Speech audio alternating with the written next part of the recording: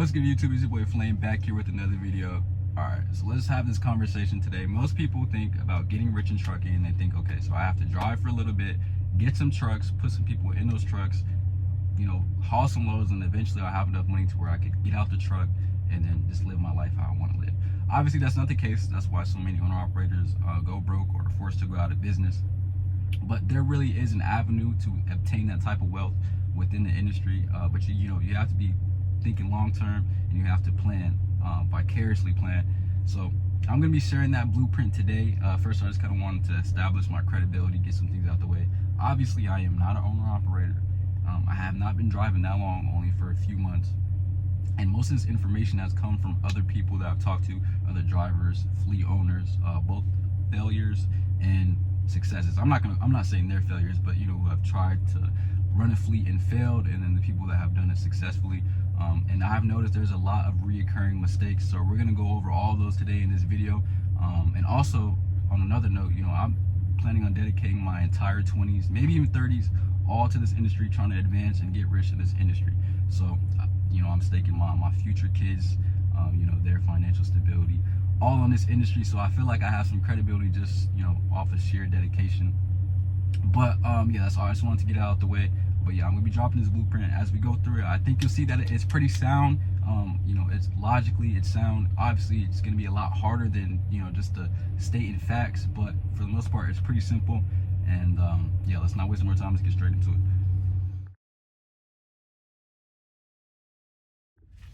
All right, everyone, so the first part of this process is going to be obviously getting your CDL. Now, you can go to any school or academy. I went to 160 Driving Academy, which I would highly not recommend. Literally anywhere else should be fine. I would not recommend 160. After that, you're gonna want to work for a reputable company, somebody that offers good mileage and good pay, decent pay. It's not gonna be great off the bat. At least maybe, probably not though. But during this time, you need to be taking advantage of the low risk factor, just meaning they're going to be paying your maintenance, they're going to be paying your salary, and they're going to be paying for fuel. So you need to use this time to ask as many questions as possible, build some relationships, and learn as much as possible about how the industry works. Now remember, these big trucking companies, everybody hates them, but they are the most successful fleet owners. So you need to take advantage, and you need to learn how the business works from the inside. So the second part of that is going to be saving your money during this time. This is a very important part, because this is not just, I was very excited when I got my CDL, and I was very excited when I got my first job, but that is only a small part of it. The most important part of it is going to be really preparing for that big step up in responsibility. That means you're going to be saving your money. You need to be living below your means. Now, me personally, I don't have much, living expenses, by the grace of the Lord. So like, this is a really good opportunity for me. I know that's not the same for everybody, but you still need to be living below your means. This means laying off on the Gucci, the Versace, the Fucci, the Da Vinci. Anything else that is not necessary, you need to be laying off just for a time. Okay, so you need to be saving as much money as possible, and also this goes hand in hand, you need to be increasing your credit score, ideally above a 700. Now, I say this to say that you need to have that high credit score, because when it is time to get financing for your truck, that's gonna be a crucial part on once you start off, because you do not want to be chasing a high truck payment. You want something low and manageable, so when you have those slow weeks, it's not a big crucial hit on your account if you're not making any money for that week. So just keep that in mind. Gradually get a credit card if you don't have one. Make some payments, because that credit score is going to play a big part. So do not take this time, when the risk is not on you, don't take it lightly. This is where you take advantage, okay? Oh! Alright guys, so the next part of this is going to be scouting and just preparing to buy your truck. Now look, I want to say this, a lot of guys, they want to finance everything. They want to finance the insurance, they want to finance their trailer, they want to finance their tractor. Now obviously, paying out of pocket is not ideal either, but financing everything is a great way to start off in the hole, and you're well on your way to go broke. Okay, so you're going to want to have some type of cash reserve just to rely on, even if you don't put that down on your truck, just to have, just in case anything's going to happen, because something is definitely going to happen. That's just kind of the nature of the game. So with that being said, when it comes time to buy your truck, model is a big, that's a big part of it. But don't go for the looks. Don't get the 2024 brand new Peterbilt 382, I think is what it's called. You're gonna want something that's fuel efficient. You know, I think Volvo or Freightliner are good options for that. And also you're gonna want something that's not in the shop. It's something with good repair history. And then outside of that, something with low mileage preferably. That is going to be the first major decision you make for your business and going forward. That really is going to make or break you. But as long as you do your specs properly and you do it mindfully, it should be okay. But yeah, just keep that in mind. Reliable truck, not new truck. Reliable truck, not new truck. Okay? All right, so let's get into the juicy part. Pulling the freight. Now, I would highly suggest that you consider leasing onto a company before going straight onto a load board. In my opinion, going from getting a truck straight onto a load board is ballsy. It could work out because you don't have that dispatch fee. More money might be coming in, but it's ballsy. If you don't have any experience, I would suggest just going and leasing onto a carrier until you have that experience, and then you could just take on your own authority and go out on your own. The next part of that is going to be when you decide whether you decide to do that or not, you need to be tracking your expenses. Fuel, maintenance, insurance, that can all make you go bankrupt. Every good owner operator that I've spoken to, like, they know their cost per mile down to a penny. And cost per mile is just everything calculated, your fuel efficiency. Some even include depreciation of their truck. Like, you need to have these numbers down packed or it's just not going to go well. And that's a big part of it too. Like, a lot of people come in and they get their truck, and you're going, regardless if you get a new truck, an old truck, leased here, leased there, you're gonna be seeing thousands of dollars go into your account. But if you don't have the P&Ls down, with basically profit and losses, this trucking industry, I've noticed it's a very small margin. Like, you're gonna be moving a lot of stuff. There's going to be checks coming in, but there's a lot going out. Like, for every $1,000, you might have to give up like 700. So if you don't have these numbers in your head, if you don't know how much you're making on every time you get dispatched, you're going to be losing off the bat. If you don't know how much it costs to run, you're going to be losing off the bat. So that's something that I've noticed that puts a lot of people out as well. All right, so let's move on to the next part.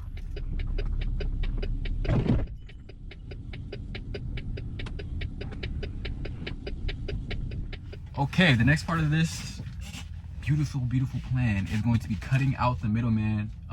Every business person's favorite part, cutting out the middleman and going directly to the shipper. Okay, so it's the natural progression of it. Every single owner operator, you got to start getting your own loads and making your own decisions on loads and finding them yourself. Okay, so for that to happen, you need to apply for your DOT and your MC number. It's a fairly simple process, and I'm going to link a video, a quick video on how to do that from somebody else that I saw. Okay, but once you do that, you need to keep in mind that you're out there on your own. But at this point, you should be knowing what you're doing. Now, I do want to make this clear. Running cheap freight off the load board is not where the real money is. That is not how you get rich in this industry. It's getting direct contracts with the shippers, which there's a lot that comes with that. Relationships, you have to be a reliable carrier. They're not just looking to run with people that just got their new authority. There's a lot that goes into that, but there's no doubt that the money is in direct lanes and direct contracts with carriers. Let me say this about brokers, all right? Everybody loves brokers, they get us their loads. But if it was up to them, if they could get a load where they're making $1,500 and you're making $50, they would do it. That's just the reality of this market. It's it's a market just like anything else, and they can be cutthroat. So getting rid of those dispatch fees and getting rid of those broker fees is going to be a big part, and starting to make some real money. And it's kind of like the natural progression of owning a fleet. So that is going to be the next. All right, phase 2 is going to be scaling, and scaling smartly. So once you have learned to run a truck profitably, then and only then should you consider getting a second truck. But just keep in mind that scaling isn't just about getting the second truck. It's about having maintenance accounts, having good management, and obviously having a good driver. That's another one that puts a lot of people out of business. It's not easy to find a good driver.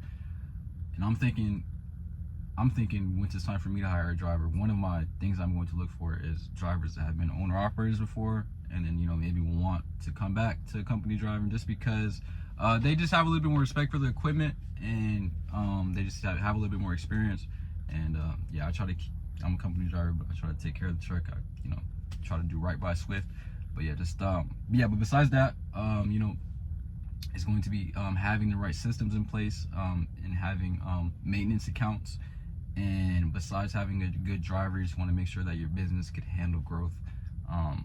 Don't go bankrupt on the scaling part. If you're having, success with one truck, just wait until it's time, to the point where you're making so much profit that it only makes sense to get a second truck. Don't force it.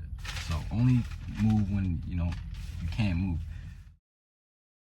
All right, we're getting towards the end of the video, so let's talk about some of the good things, the good parts about this strenuous struggle to the top. I think strenuous is the right word. Anyway, when you start making some good money, you're seeing some good checks hit your account, some good invoices hit your account. I think at that point it'd be safe to, if you want to incorporate maybe some of the Fendi, the Gucci, the Louis, the Chrome Heart, light stuff, just make you feel like you're enjoying the fruits of your labors.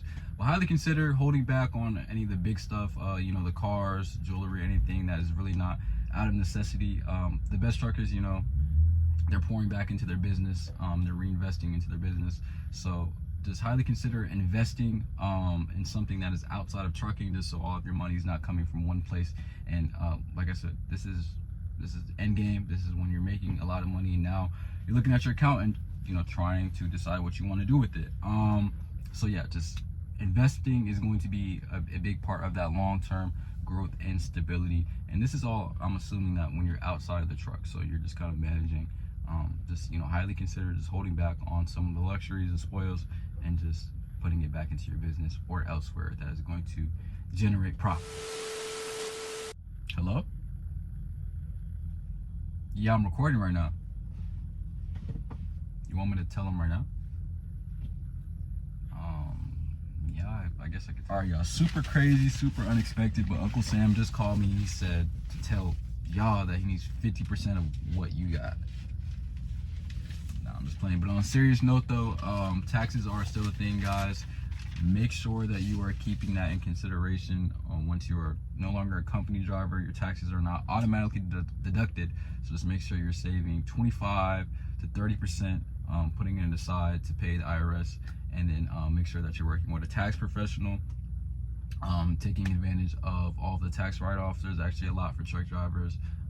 You can pretty much write off anything, but a few of the common ones are like the per diem and then the fuel. So just make sure you're doing that. You don't want to be the guy that is just spending all of his bread during the year, and then when it's the end of the year, it's time to pay up, he has no way to pay. That is just, it's goofy, it's embarrassing and stressful at the end of the day. So taxes, guys, don't forget. All right, guys, that is the end of the video. I hope you guys enjoyed. If you got any value out of the video, make sure you like, comment, and subscribe. Yeah, just to reiterate, trucking can make you a millionaire. You just got to play the long game, and you have to pay attention to the details. I hope you guys enjoyed the video, and if you have had a fleet and it didn't go well, and you just kind of see me talking on here with no experience, I hope you ain't too mad at me. But this is just my opinion. I think it's pretty sound, but I don't know. I want to hear from y'all. The last video I made, it got a lot of comments, well, a lot for me anyway, and I respond to all of them. I appreciate you guys. A lot of people with experience gave me some good advice, but I want to hear from you guys again, and let me know if you want the counterpart video of this one, just basically how to use trucking to get into poverty, so yeah. But I hope y'all enjoy, man. I'm gonna see you on the next one.